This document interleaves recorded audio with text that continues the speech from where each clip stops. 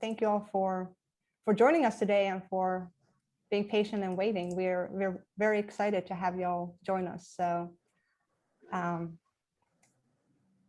want to start by just thanking EURAXESS North America for helping us host this event and for their continuous partnership with STARS Network.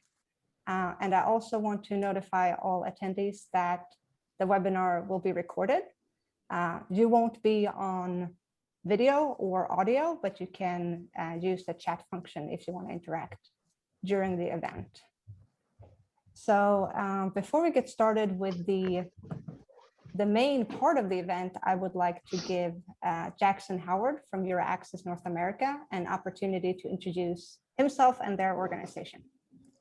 Thank you so much, Sophia, for putting this event together. I just want to take a quick moment, as you said, to introduce what we do, since I think there's a lot of productive overlap with STARS and ways that we can both support each other. So we want to be of service and of use to your members. So I look forward to learning more from the panelists. I'm also here as an attendee, not just for technical support on the side. And thank you again for giving me time to make brief remarks about our organization. So my colleague, Dr. Daria Buyukiner-Karajan, and I, who's also in attendance, run the EURAXESS North America Hub, which connects researchers in the US and Canada, regardless of nationality and research field, to Europe. So we offer career development tools like trainings, info sessions, and more, all completely free. And we promote European Commission funding opportunities on our job portal. So just to clarify, EURAXESS is an official project of the European Commission. And there are country offices in each European nation to help you with your move to Europe if you're either moving there for the first time or moving back there. Living in Europe, since it's not just about research, but it's about Europe as a living destination. And then if you eventually move out, leaving Europe. So the EURAXESS Worldwide component complements that. It's made up of 8 hubs outside of Europe to help you find these funding and job opportunities, and then connect or stay connected to Europe through things like finding partners, finding host institutions, and also finding those funding opportunities. So we're happily covering Canada and the US for people at any stage in their research career in all domains. And again, being from any country. So please do, whether you're a Swedish STARS member, an international STARS member, or just a curious attendee who found their way here, I think we can also support you. So I'll share a link to our website and social media channels shortly in the chat, and STARS and I will follow up with the joint email afterwards. But thank you very much for this opportunity. And Sophia, take it away. Thanks again. Thank you so much, Jackson. I strongly recommend connecting with EURAXESS North America. They are doing some truly amazing work. And I would also just like to briefly introduce STARS. The Swedish Transatlantic Researchers and Scholars Network works to promote both academic and scientific exchange between North America and Sweden to amplify the impact of Swedish researchers in their respective fields and to build stronger networks between researchers with a common connection to or interest in Sweden. So we currently have members at 60 North American universities across 38 cities. And we host a wide variety of events, including this type of topical event, but also Swedish networking fikas, etc. So we also have a membership platform where we share career and relocation tips and opportunities for people who are interested in research careers in North America and Sweden. And STARS also hosts a mentorship program where young researchers can be connected with a senior scientist in their field to help them with professional development. So if you're interested in getting access to our member-only activities or resources, you can sign up to become a member of STARS, and I will share that in the chat, as well as our About page, where you can learn more about our network and our social media. So I will drop that in right now.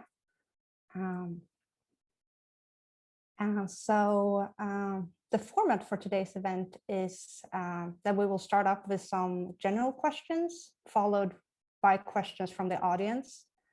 And if you want to ask a specific question to the panelists, you can use the Q&A section at the bottom of the Zoom window.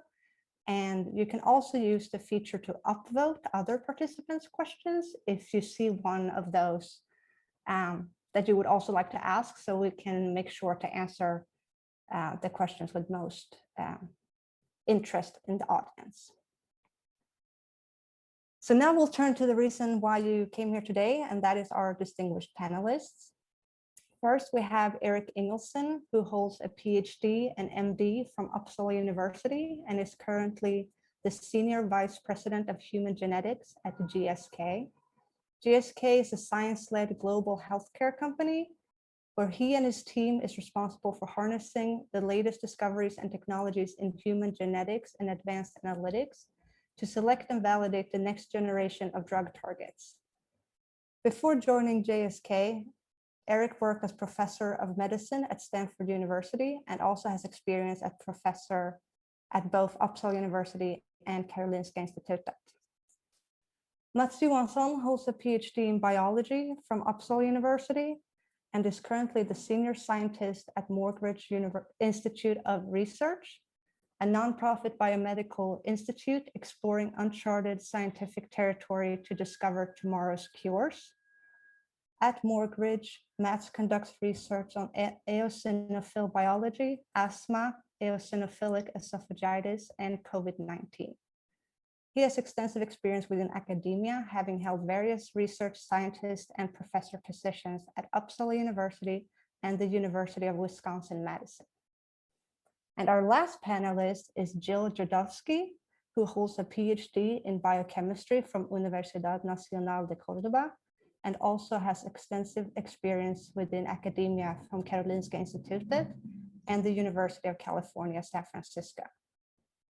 He was also a principal investigator at Biogen and an associate professor of neurobiology at the University of Puerto Rico.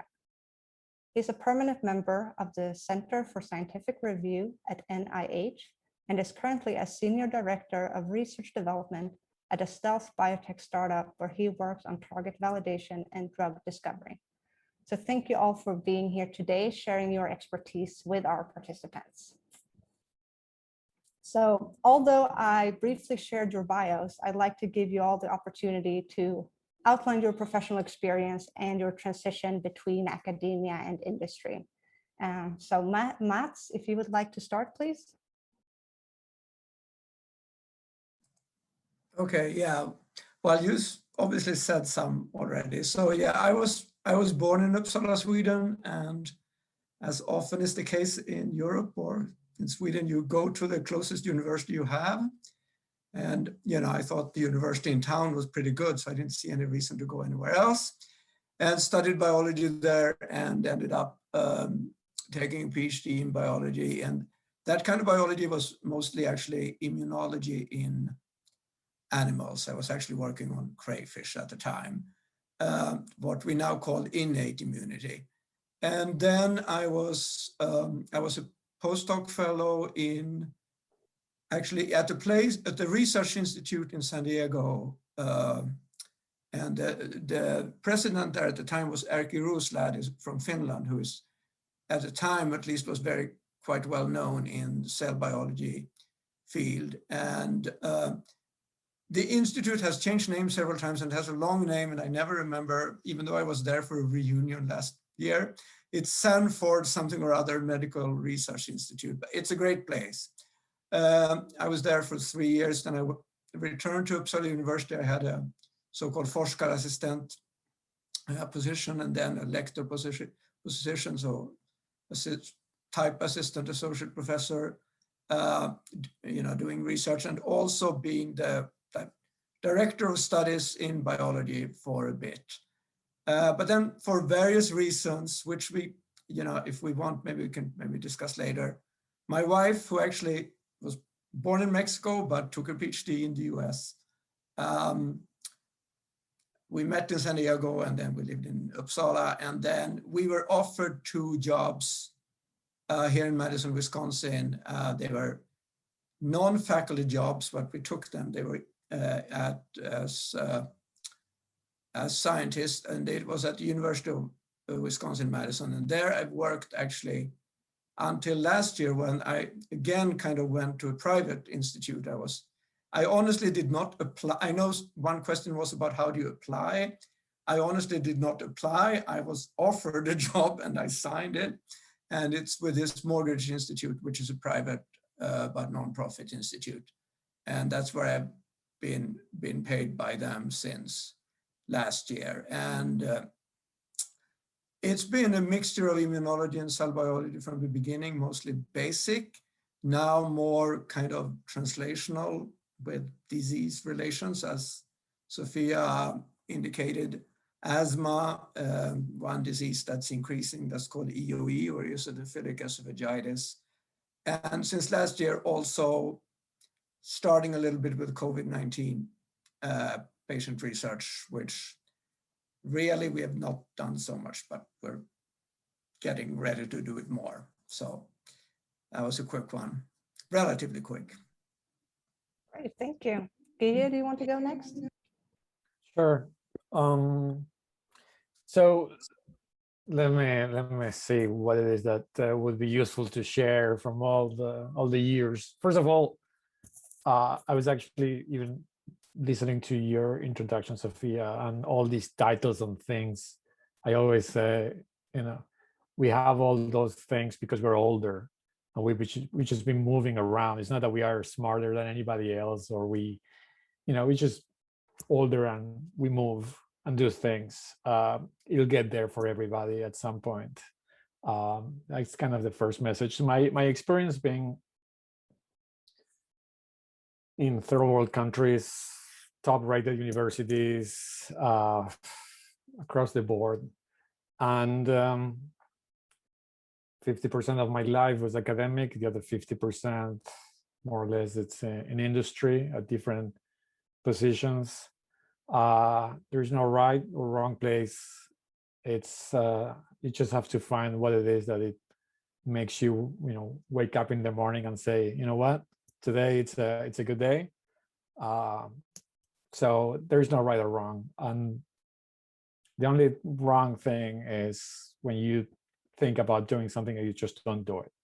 So those are my 2-minute spiel, and I'm happy to share and answer questions. Wonderful, thank you so much. Eric, do you also want to share shortly about your experience? Sure. I had some issues with the connection, so that's why I'm here twice. Can you hear me now? Or okay. Yeah, good. we hear you. Okay, great. So I've been mostly in academia. I'm an MD PhD from Sweden. Done postdoc, been professor at Karolinska Uppsala, and last 5 years at Stanford, and had a stint at Oxford as well for a while. So I've been about 20 years in academia as a faculty member.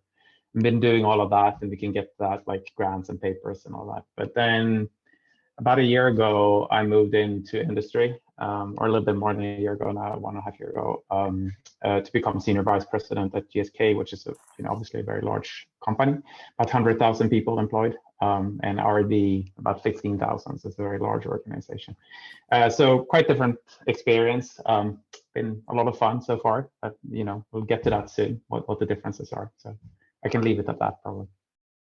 Great, thank you. Yeah, we'll move straight to that and talking a little bit about the main differences that you noticed when you transitioned between academia, industry, or the nonprofit world in Matt's case. Do you want to go first? Sure. Was that me first? I'm sorry, I was cutting. So the big difference is, there are quite a few, and there are some things that are exactly the same. For example, in general, my experience in academia, it's been more individualistic, and a little bit more of I have to be the first author of my first paper, which was at the KI, actually at the Karolinska, my first paper ever.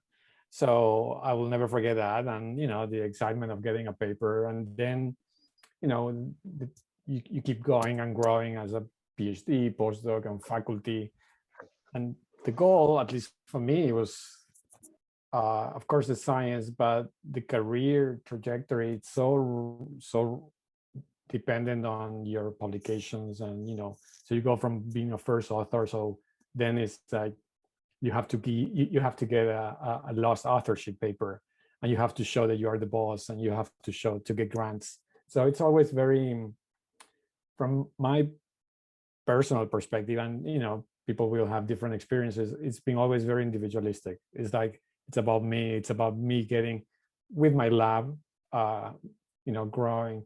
Whereas in industry, my experience, it's more of a what the people in the industry like to say, it's a matrix organization, where it's more of a team sport. And it's actually one of the things that I enjoy the most in the industry. It's more of a team sport than, at least my experience in academia. Awesome. Eric, what is your experience? Yeah, I agree with that 100%. That was actually my main thing. That was like matrix versus, the smaller team. I think industry, again, from academia, I have a broad experience from different countries and different places, but in industry, I should caveat with from one company, so it could obviously differ.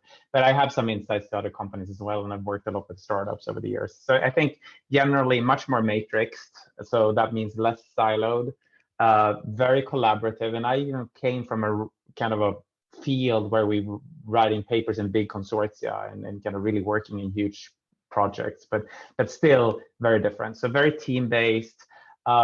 It's also different incentives when you're in, and Gary, we're also already into that. Like you focus in academia, focus on grants and papers, and it's very important who's first, who's last, and that's really the currency.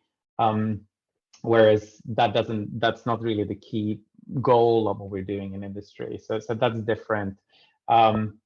You're a bit freer to do what you want in many ways in academia, I think. However, you still need to get funding. So it's like conditional on you being well funded, then you can do a little bit more what you want. But so you're a little bit freer, whereas in industry you tend to be more in a line. So that's a new experience if you move, that you kind of so that's a little bit different. What else? I think at least at GSK, we have more, I think there are more meetings and also more pre-reads for the meetings. So basically actually the meeting, and I see this as a culture class quite often because I collaborate still a lot with people in academia.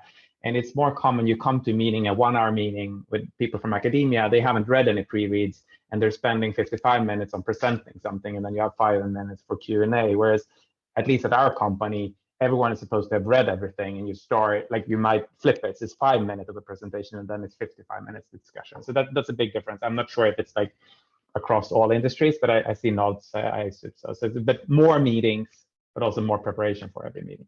Thank you. And Mats, do you want to bring in the perspective from the private nonprofit sector? Yeah, so I guess I don't have any experience from companies like GSK or anything like that. I have experience now from 2 different private research institutes that are, nonprofit, and people have federal grants, and they're both in the US, and they have federal grants at them. So they're not so different from academia, but there are still some differences, I think. And I'm comparing with academia both in the US and in Sweden. And I think, I agree with what you guys said about, academia and individual, you have to push for your own yourself or whatever, or the people, and you need to, we need grants all the time, whatever. Right now, where I am right now, I kind of actually got just with my job offer, I sort of got a research budget given to me from above, so to speak, which is nice because then right in the short term, at least, I don't need to be involved in applying for grants. I'm encouraged to do that too on top, but it's not like I don't need to think about that every day. I need the grant immediately, or we need a new grant immediately in order to survive. So that's kind of nice. So the decision making might be different, in a private institute like this. I also where I am right now, I feel that collaboration is very much encouraged and by our CEO. And I also feel, I think that leadership, I'm going to try to say this without offending anybody who is not present, but I feel that there's maybe more conscious leadership in a way at these private institutes. Like the people who are in leadership positions are actually interested in being in them, if you see what I mean. They're not there only because they were good at, you know, something else, meaning science, and then suddenly they find themselves in a leadership position, which can be the case with, you know, supervisors or department chairs, or maybe even deans in academia. I mean, here I feel that, I mean, this is a person who is a good scientist too, but I think he's really very interested in leading people and giving the overall kind of framework, and he's interested in people as well. I think that is one difference as far as I can tell. Also, I feel that there is more stress on to present things well. You know, I think sometimes in academia, one gets the feeling that, you know, just if your data are good, that's kind of fine. But both among ourselves and also to the outside world, I think, but maybe that's all, that's kind of a mission that our institute has. So I think I'll stop there for now, at least. Great, thank you so much. I feel like we've already pointed out some of the differences between the academic and the more industry world. Are there any things that you wish that you knew about working as a researcher or scientist in the industry before transitioning from academia? And we can start with Eric and then turn to Mats and last Julia. Yeah, personally, I'd thought about this for a lot, actually at least 5 years, and I was offered similar type of positions earlier in my career. So I'd kind of gone through the motions and thinking much about this over the years. So maybe nothing that was totally surprising, but a couple of two things that I thought of that may be useful to know if you're considering a move like that might be that one thing is that the level of the research can often be as high, if not higher, than in academia. And that was something that I was kind of, I guess, not surprised, but I was still, when seeing what's under the hood in my field at GSK, it was really, really high level, like really high level. And so really serious about science, not that we should doubt that, but sometimes perhaps if you're in academia, you're not really appreciating that, but the industry level is very high. The other thing is an important difference, and this you have to go to yourself and see what's important for you, but internal versus external recognition can potentially be an important aspect. And what I mean by that is that when you're academia, the incentives are to publish, and you know, you get invited. Like when I left, I was invited to many conferences, you know, per year and things like that. So you kind of get a lot of external recognition through that and through all of your papers and grants, et cetera, et cetera. Whereas now within a company, then again, you're part of the team. You're not like, unless you're the president of R&D, you're not really getting out a lot externally. So, and you're not publishing that much either. So that's, depending on your personality, is something to just be aware of. What's your drive? It's a big difference, I think. And I think I can leave it there. Mats, do you have any other thoughts? Well, I mean, again, my experience is, you know, partly different with these private institutes, which are not like companies. I mean, regarding the level of research, it's also very high where I am now. I mean, it's at least as high as at the universities I've been at. And the same was true for the previous research institute. It was almost the opposite. It was almost like higher, actually, in a way. And yeah, okay, what was it? Yeah, the other thing was recognition. I think where I am now, it's also a bit of sort of a mixed. I think people do we can probably get external recognition now. I mean, now with COVID, lately it's been a little bit difficult. People haven't really gone to real in-person conferences. So it remains to be seen, I think, a little bit how it's gonna work out. But I also maybe can mention that at some point when I was still at the university, I actually had quite a lot of contact with Genentech in South San Francisco. And, you know, I was on an advisory board for a while. I was invited there to give a talk. I was kind of consulting with them. And we even actually co-published a paper, I mean, when I was still at university and with them. And I have to say, I was very impressed with the level they were at. I mean, obviously they had what they were doing, you know, had some connection to a potential drug and so on, but it was still, I mean, it's still very good science. And I was even kind of, I never really applied, but I was kind of thinking, you know, I think I probably could work there. It would have been a big move across the country, but, you know, anyway, I'll stop there for now. Great. Do you Yeah, I wanna have add to. anything? Of course, I'll agree with everything that Eric said, because it's very, you know, it's a shared path that people in industry that move from academia when they move to industry. The level of the science is actually truly impressive. So that's for sure. The other thing that I thought was very eye-opening when I moved into industry is that sometimes when you're not inside, you don't really know. I'm just thinking again on of the audience, right? All the different job opportunities that there are out there for bench scientists. Because, for example, it never occurred to me that if you have a PhD scientist that actually was on the bench on the marketing team of a drug, it's actually a huge asset for these companies. But those are career paths that, at least coming from South America, it never occurred to me.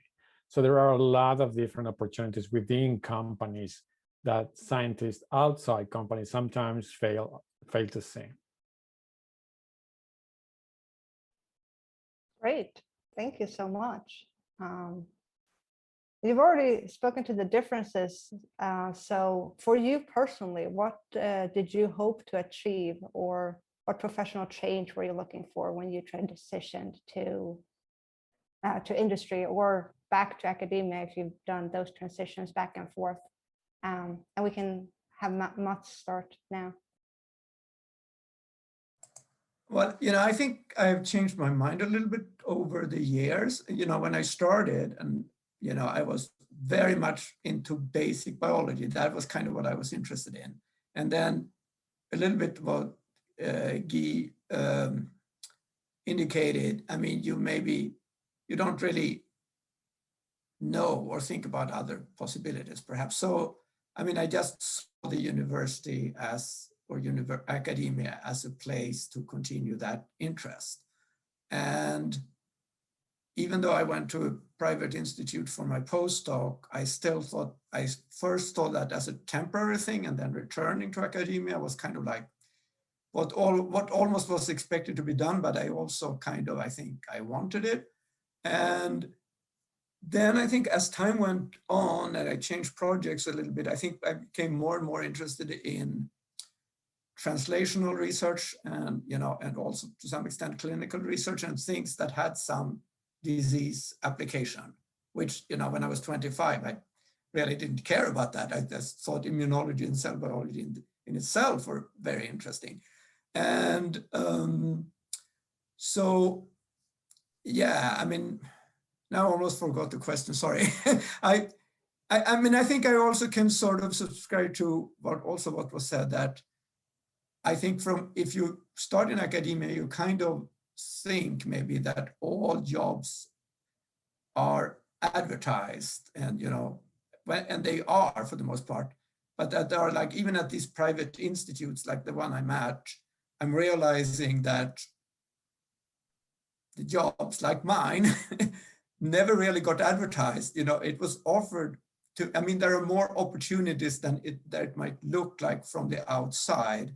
And you might, instead of looking for ads, maybe, you know, maybe your best way is to familiarize yourself with those organizations, or that you may be interested, or people who work in there, and maybe, you know, through personal contacts or whatever, and then somehow get on the radar or whatever, and then maybe they will become interested in you, and they, you know, then eventually the thing might start from their end rather than you searching the internet and applying to something, if that makes sense. So I think kind of that is a little bit different from academia, I would say.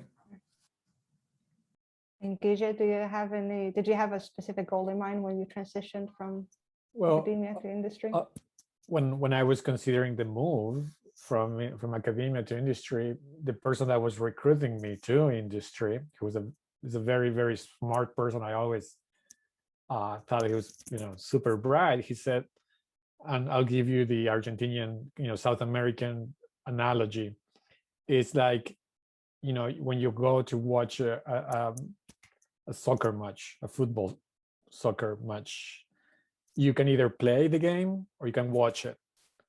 So what this guy said, when you are in the industry, you're actually watching, you're actually playing the game, right? Because what you, at least from my perspective, why I became interested in science at one point in my life was to maybe do something that will be, of course, exciting and interesting and discover something, but eventually that's something that's going to translate maybe one day to helping people, right? So from that perspective, to me, that's the biggest difference. The biggest difference is when you are in industry, you're actually playing the game. You may not win, you're very likely going to lose, but you're trying. So that's the biggest difference. Yeah. How about you, Eric? Yeah, very similar. I like that analogy. But yeah, I was thinking the same thing. I wanted to do something more tangible. I trained as a clinician, and I worked, you know, part-time as a clinician for almost 15 years. And I wanted to do something that really could benefit patients, rather than in academia, you tend to kind of, you write your papers and you wrap up your discussion with, you know, this might lead to a translational benefit in the future, or this might be a good drug target or something like that. But I wanted to get more real with that and really kind of contribute to that. So that was the main driving factor for me. Additionally, for me, it was also kind of just a natural step in terms of leadership and bigger role, learn a new exciting field that I want to learn about, how to translate genetics to drugs with adequate resources, something that I've already been doing at my lab at Stanford, but you know, in a much smaller scale and not really with that end goal so clearly. So yeah, those were the driving factors for me.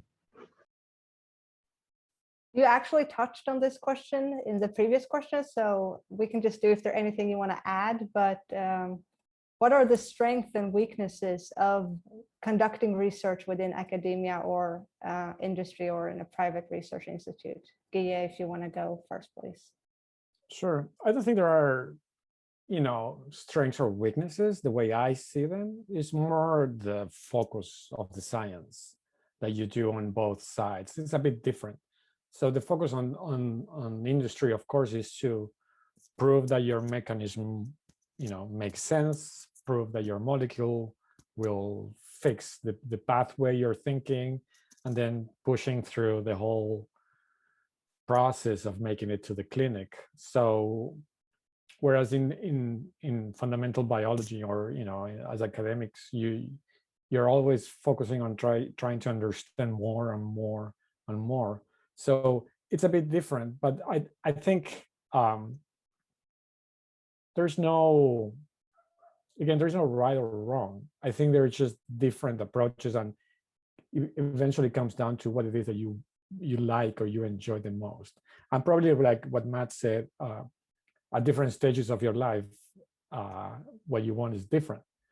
Maybe because we are older and we just, you know, we see society and our, you know, families in a different light, that we become more interested in helping.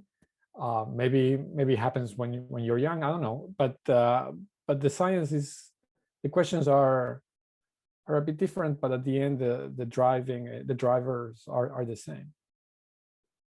Hope that makes sense. Yeah, that's great. Thank you. Eric, do you have anything you'd like to add? Yeah, and I agree with that. Maybe in terms of strengths of academia, an important thing I think is that you're a bit more freedom to investigate whatever you're interested in. But again, assume that you have the funding to do so, which is then could be a weakness because it's such a strong focus on getting the funding and publishing. I think a strength of academia and something that I miss, actually, probably the one thing I miss most is the close connection you have to your lab. So, you know, all the mentorships and kind of that close-knit group feel that is, I think, can be a strength of academia. And industry has been referred to already. I think a strength is a team-based approach with a common goal, and also that you typically could have more resources to put on things. It's not like industry has unlimited resources, but it's that if you have financial muscle to put on your priorities, if it's a high priority thing, you can kind of move much faster rather than starting by thinking about the pilot project and then a grant proposal, et cetera, et cetera. So you can move fast on things. But weaknesses in industry could also include that you're dependent more on management and priorities. So if priorities change over time, then that can kind of put you in a unfortunate spot sometimes in terms of where you are in industry. And Mats, would you like to add anything? Well, at least partly similar, I think. I mean, I think also about, yeah, strengths and weaknesses. I don't know. I guess one can use those words, or one can think about pros and cons, but the pros and cons relate to your personality, I think, or your personal preferences. So we already, you know, we've already heard about some pros and cons. And I think, yeah, I mean, now that I'm at this private institute, you know, we get, okay, I'm not sure that I've seen the total budget, or maybe I have, but, you know, part of our income, so to speak, is donations, which is different from academia, where they would be grants, and also from industry, where they would be, you know, sales of products. So, but with those donations come kind of expectations, I think, that we work on something that the donors, regardless whether it's many small donors or a few wealthier donors, think are, you know, something worthwhile or something that would be useful eventually for health and disease cures. And so that's, you know, it's different. I think, well, it's an advantage, again, as I indicated before, that I don't need to think about the next grant all the time. And, you know, one disadvantage is that security, job security can also be different in different ways, I think. I mean, and in academia, obviously, it can be different depending on what position you have, from everything very insecure to, if you have tenure, then it's more secure, right? But now at this institute, and I don't know how you guys have it at your companies, but I have, you know, I have this at-will job, which basically means I can be terminated any day. I mean, I don't think I will be, but, you know, it's sort of, you know, and, you know, you don't really know then what reasons might be. But as long as it goes well and it's in line with what the CEO and what the board think we should be working on, I'm assuming it will be fine. But of course, also in theory, I mean, I have now been sort of given a project, you know, that I should work within this area. So I have, in a way, less freedom to choose whatever. But as Eric says, on the other hand, this freedom in academia is sort of partly theoretical, because you can, you know, you have to get funding for what you choose to do, or otherwise you can't do it. So I don't know, it sounds, maybe this sounds like a little bit like a roundabout discussion, but I think there are pros and cons of differences that come with the different ways things are funded, I guess. And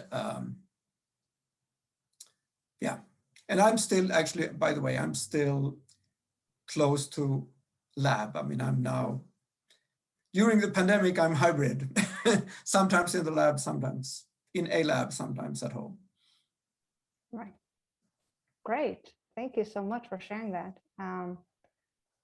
So the last question we have before we turn to the audience questions is pertaining to the differences between the application process between applying for a job in academia and industry. And if Eric wants to kind of share his experience with that first. Thank you. Sure. So a couple of different aspects. So one aspect is regarding the application process per se.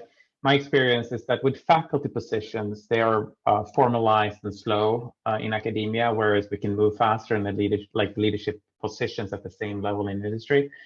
On the other hand, some of the like postdoc and other types of positions that aren't, in the university bylaws or by law or something, then you can actually move quite quickly in academia. On the other hand, maybe the processes aren't so rigorous. I think at least at GSK, we're pretty rigorous. We have full panels for every position. We have always full announcements for everything, and we do it pretty rigorously. Whereas when I was in academia, sometimes you just happen to get a grant, and I'm not saying that I did this necessarily, but you happen to get a grant and kind of pick the first applicant that comes through the door, and sometimes the processes aren't as rigorous. So I think it's a little bit different. So strangely, on the senior positions, perhaps more rigorous and slower, but on the kind of more junior positions, less so, I think, in academia. In terms of CVs and kind of such things, quite similar, I think. I may be less focused on publications, and so industry CVs can tend to be a little bit shorter. And a final thing that I think is quite different is the use of kind of recruiters and LinkedIn, and we referred to this already, that quite often in industry, it could be a recruiter actually contacts you for a position rather than you applying necessarily. So it's a little bit different. And we work with recruiters not only for executive positions, but actually for all roles, always. So. Great. And I know that you were approached directly, Mats. Do you have anything do you want to share about the process or? Yeah, so that process was actually very quick. It was like, I don't know, it was just about a month, maybe a month and a half.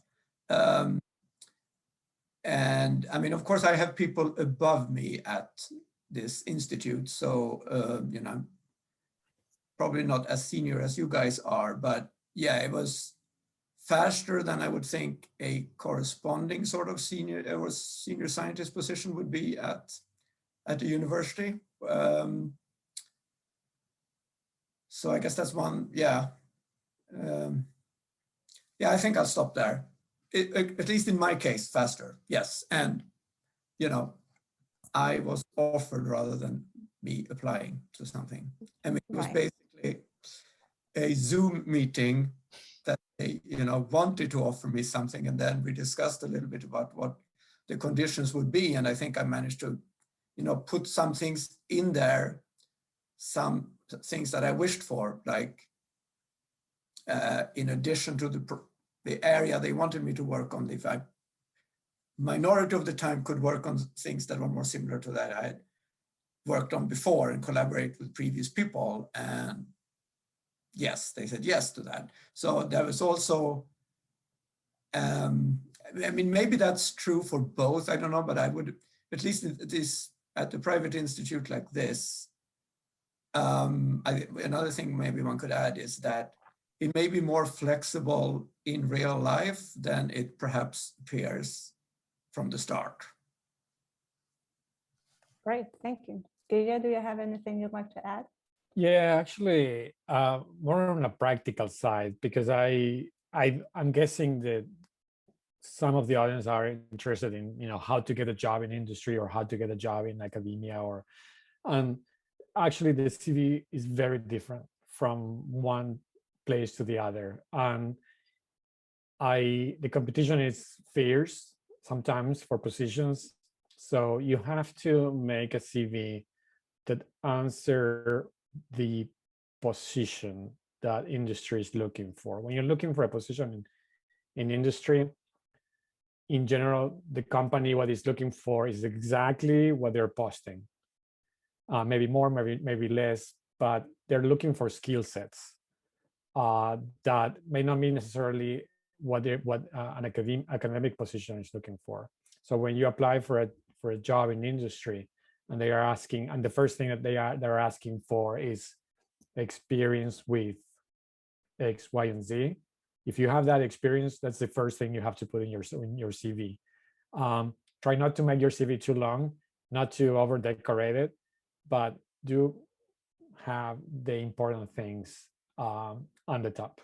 That's kind of important, and it takes time to submit CVs. And don't assume because you have a Cell Nature Science paper, you don't have to put the effort on writing what it is that you bring to the table, because sometimes I received CVs without a Cell Science or Nature paper, and I like them more than the ones with those papers on it. So be mindful of the CV and how you write it to the position that it has to fit to the position in industry. Great. Thank you all for sharing your experience. I think that was wonderful. So we're now going to turn to some audience questions, and we'll start with those who were submitted during the registration. But if you have additional questions that you'd like to ask, you can use the Q&A function and also upvote other participants' questions if you are also interested in getting those answered. So we've talked about kind of the process, and Gia spoke directly to this about the different skills that are sought in industry. So besides the scientific skills, what are some of the skills that companies value the most when someone is coming from an academic environment into the industry or a private company? Mats, would you like to start? Well, I think, well, again, I mean, speaking from my experience so far, I think one thing that I heard was being said was that I mean, without boasting too much, I think I had been identified as a person who was able to collaborate well within the academic environment before, and then that was something that the private institute appreciated, like collaborate across groups and departments, and even within our university and even outside, and also maybe that I had collaborations with industry before. So I think that was, you know, something in addition to, you know, so everybody who has been in academia, maybe I should say, you know, some people might have behaved very individualistically all the time. But I mean, I happen to, during the last 1 or 2 decades in academia, actually work in a setting where we had a so-called program project. So we actually were more collaborative maybe than many groups in academia would be. And I think that was considered an advantage, you know, more than it usually is within academia, I would say. Yeah, I think I'll stop there for now. I can think of some other things too, but I'll stop there now. Great. Gija, do you have anything any skills you'd like to highlight? You know, what we call soft skills are important always. Like Matt said, can you work as a team member? Can you communicate well? Are you respectful of your peers, of your comments? Do you listen? When somebody asks you in an interview something, do you pay attention and do you answer exactly what they're asking for, or you come up with your spiel and you just keep repeating it? There are a lot of things that in industry we pay attention to when we interview that are not necessarily in your CV. So yes, there's a lot of stuff that can be relevant. Eric, would you like to add anything? No, I agree with that exactly. Like, you know, collaborative skills, communicative skills, those type of things, soft skills, really important. Maybe what I could add is that I think it might be a little bit more important in industry with learning agility. So that's at least something we are looking at, because the organization tend to change a little bit more. Whereas if you're coming into kind of a specific field in academia, you can potentially stay in that for longer. So, and when we evaluate our talent, we use something called a 9-box. Some of you might know what it is, but it's basically like, 2 axes where we sort in on low, medium, and high. And the 2 axes are performance and potential. So performance is obviously, deliver on high quality and on time and stuff like that. But the potential, that's very much related to learning agility. So I think that would be one thing that, in addition to exactly what Mats and Jill said already, but maybe learning agility as an important factor. Great. So in the interest of time, I'm just going to do like a quick yes and no for this next question. Are publications considered a lot when you search for research positions in or outside of academia, or is it mostly other skills? If Gija wants to go first and just. I definitely look at the publication first. Don't take me wrong, right? The science is the first thing that will get you inside. But if you can bring the whole package, that'll make you stay. But the publications by itself, in general, it is a big percentage, but it's not all of it. Eric, do you look at publications when hiring? Yeah, I agree with that. High quality publications is a marker of high performance and excellence, I think. So I agree. But once you're in a way, when you start working in industry, then you tend to publish less. So then it becomes less of a factor. Maybe also next time you apply for another job, it might be less of a factor. But yes, we do look at that. And Mats? Yes, but not only, I guess, I'll say. Great. Thank you all for being so brief so we can get through the last few questions we have. I have one about academic positions in Europe, and I was going to direct that to Eric, again, in the interest of time, and you can speak to your experience in Sweden. What do you consider the main challenges in getting an academic position in a European country, or specifically Sweden? And do you have any tips for overcoming those challenges? Yeah, I think probably the main challenge is that there is a lack of positions that are openly announced, or at least truly openly announced. Often there is a candidate already, and now I'm talking primarily about faculty positions. Probably when it comes to postdocs, then it's a little bit easier to get your foot in. But if you're thinking about the faculty position in a European university, unfortunately, too large fraction is actually not really openly announced, even if they're published somewhere. And I think there's also kind of a little bit of an overvaluing of the European experience or system. So from that specific country, so it's hard to come in from the outside. I think the advice would be to apply for some type of bridge funding or funding for a visiting position of some sort. I heard that there was someone that had a Marie Curie grant on the call, something like that, or some countries have return mechanism grants and those type of things. So it's like getting involved and getting into the place you want to be at. But generally, it's a bit challenging just due to the systems, how they work. I want to lock out Gija or Mats from the discussion. So if you want to add something, that's fine. But we also have a question in the Q&A box, and that is, what is the advice panelists would give to those who are midway through their PhD and indecisive between academics or industry to pursue their career when they're finished their PhD? So Gija, do you want to take a stab at that? Right. For example, one opportunity that big companies have, and I'm sure GSK and others, they do have it. I was actually the chair of our not on my current, because it's a small company, but my previous company, we had a postdoc program. So that's a great opportunity for a PhD student, for the freshly mint PhD student, to go to industry for maybe a year or 2 or maybe 3 or more, and experience what a job in industry looks like. You can always go back. I mean, if you're lucky, you even publish something, you have more resources than in general on your PhD. And you get the experience of seeing from the inside what industry looks like. I think that's actually something to consider. Most of the large companies do have these opportunities. Just Google, postdoc, Pfizer, postdoc, Novartis, postdoc something, and you will find them. So that's a great opportunity. Did you want to add something, Mats? You were waving, or? I'm sorry, there was an internal wave here at home. No worries, no worries. It wasn't Okay, really great. too. Yeah, no, I'll let Eric say something.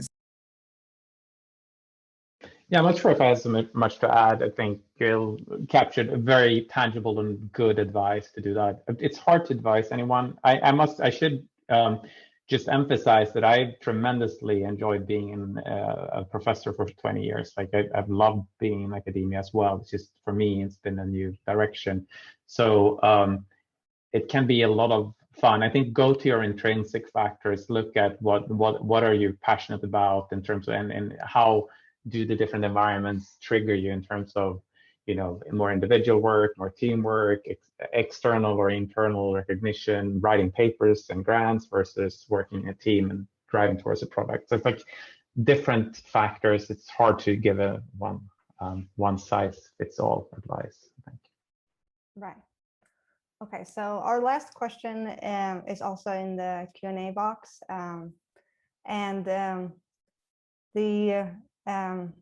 Vasilios is asking, a non-academic job is often perceived as a second place accomplishment for those who don't achieve tenure track teaching positions.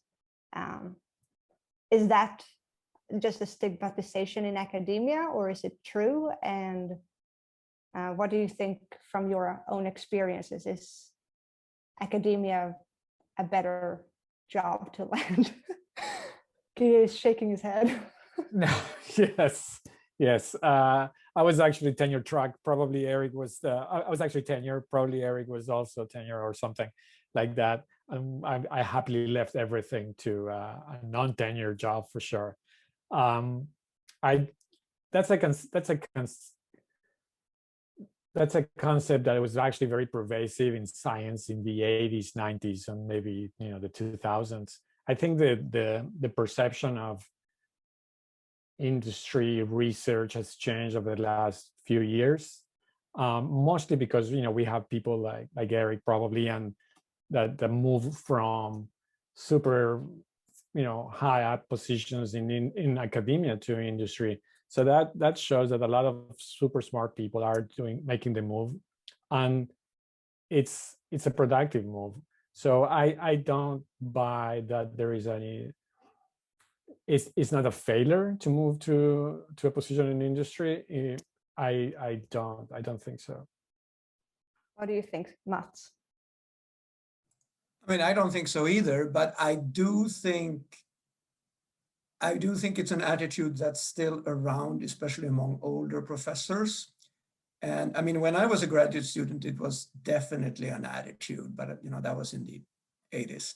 But I mean, I can still see now, or could just relatively recently at the university here, but among some older professors, I think it's sort of, I mean, their attitude either set out explicitly or maybe not explicitly. It's kind of like assuming that all graduate students want to end up like them, which is completely unrealistic because, I mean, I don't know now the numbers. I think they're just between 10 and 20%. I mean, not much more than 20% of all graduate students, I think, in science who actually end up being full professors eventually.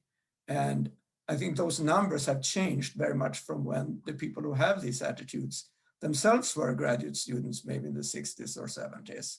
So, but I think PhD programs, at least I can see here too, have become much better at actually realizing that most of the people who graduate as PhD are not, are going to do other things, going to industry, going to government, going to big industry, small startups, the nonprofit sector, I mean, or various things, or starting something themselves, whatever, or being, consultants or what, so many different things. And I think here also I can see that the University of Madison has become much better at organizing job fairs and actually opening up contacts for graduate students to the outside world. And I mean, I think the only thing one thing one can encourage is that if you happen to be a graduate student or a postdoc, and the postdoc associations are also helping with that a lot. And if you happen to be in a place where you don't think that that's being done enough, you know, get engaged and make those things to happen, and contact, you know, graduate students or postdocs at other universities and places where it may work better. Because I think that has changed a lot during just the last, you know, few years or decades. So yeah. Eric, do you have any last thoughts? Not so much to add. I guess if the question is whether there is a stigmatization and a little bit of a misperception, then yes, I think it exists here and there. Maybe more in some environments. If I'm thinking about my own career, it was actually more common in some of the Swedish universities than what it was at Stanford.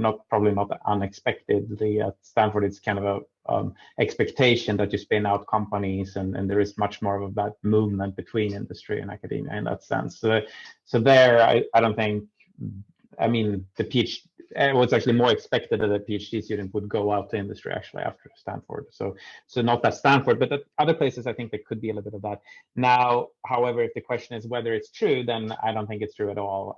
Again, if I'm looking at my own organizations I've led, I have some of the most brilliant, you know, recent PhD graduates that could have gone for an academic postdoc in my organization now, and I'm super happy about them being in my organization. So it's by no means a failure in any way. Great. Thank you all so much for joining. Thank you, Gage and Mats and Eric for joining and sharing your knowledge. It was very informative, and I think I've learned quite a lot from today. And thank you all for our participants for the questions and for joining us. And I hope to see you all at the later event, either with STARS or with EURAXESS North America. Have a great afternoon.